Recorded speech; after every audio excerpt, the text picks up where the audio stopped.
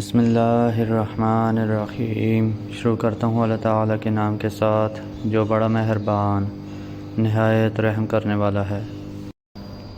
مسلم بن سکنہ ششکری کہتے ہیں، نافع بن علقمہ نے میرے والد کو اپنی قوم کے کاموں پر عامل مقرر کیا اور انہیں ان سے زکوٰۃ وصول کرنے کا حکم دیا۔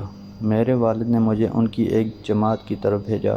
چنانچہ میں ایک بوڑھے آدمی کے پاس آیا جس کا نام ثعمر بن دیثم تھا۔ میں نے کہا، مجھے میرے والد نے آپ کے پاس زکوٰۃ وصول کرنے کے لیے بھیجا ہے۔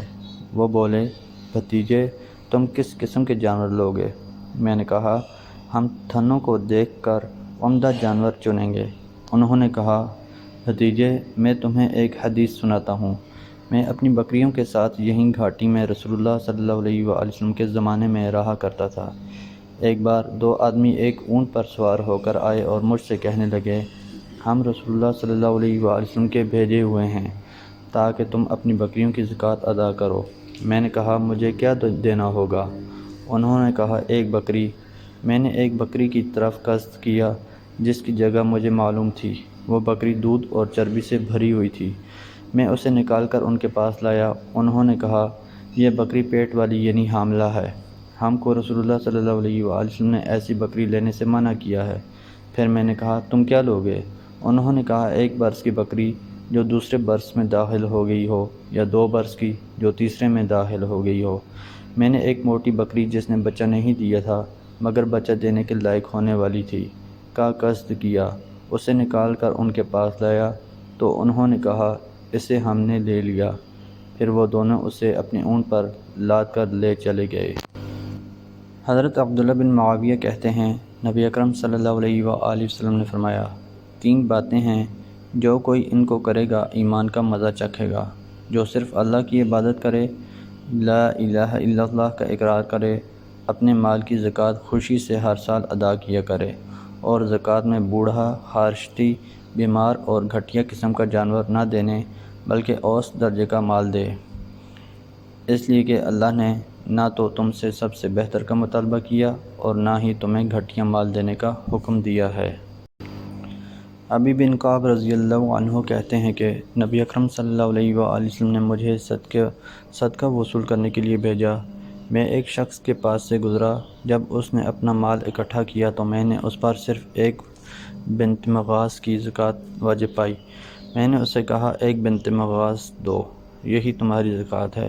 وہ بولا، بنت مغاث میں نہ تو دودھ ہے اور نہ وہ اس قابل ہے کہ اس پر سواری کی جا سکے۔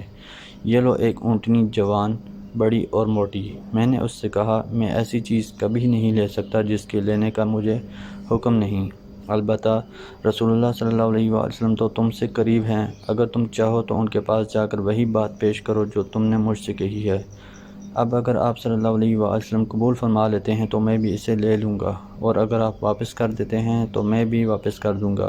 اس نے کہا، ٹھیک ہے، میں چلتا ہوں، اور وہ اس اونٹنی کو جو اس نے میرے سامنے پیش کی تھی لے کر میرے ساتھ چلا۔ جب ہم رسول اللہ صلی اللہ علیہ وآلہ وسلم کے پاس پہنچے تو اس نے آپ صلی اللہ علیہ وآلہ وسلم سے کہا، اللہ کے نبی، آپ کا قاصد میرے پاس مال کی زکوٰۃ لینے آیا۔ قسم اللہ کی، اس سے پہلے کبھی نہ رسول اللہ صلی اللہ علیہ وآلہ وسلم نے میرے مال کو دیکھا اور نہ آپ کے قاصد نے۔ میں نے اپنا مال اکٹھا کیا تو اس نے کہا، تجھ پر ایک بنت مغاث لازم ہے، اور بنت مغاث نہ دودھ دیتی ہے اور نہ ہی وہ سواری کے لائق ہوتی ہے، لہٰذا میں نے اسے ایک بڑی، موٹی اور جوان اونٹنی پیش کی، لیکن اسے لینے سے اس نے انکار کر دیا، اور وہ اونٹنی یہ ہے جسے لے کر میں آپ کی خدمت میں آیا ہوں۔ اللہ کے رسول، اسے لے لیجئے۔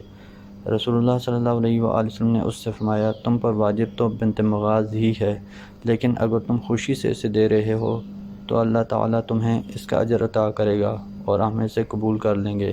وہ شخص بولا، اے اللہ کے رسول، اسے لے لیجئے، یہ وہی اونٹنی ہے۔ پھر رسول اللہ صلی اللہ علیہ وآلہ وسلم نے اسے لینے کا حکم دیا اور اس کے لیے اس کے مال میں برکت کی دعا کی۔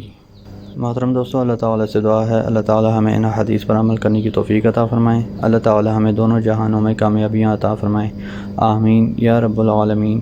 ویڈیو کو ثواب کی نیت سے زیادہ شیئر کریں۔ جزاکم اللہ خیرا کثیرا، والسلام علیکم ورحمۃ اللہ وبرکاتہ۔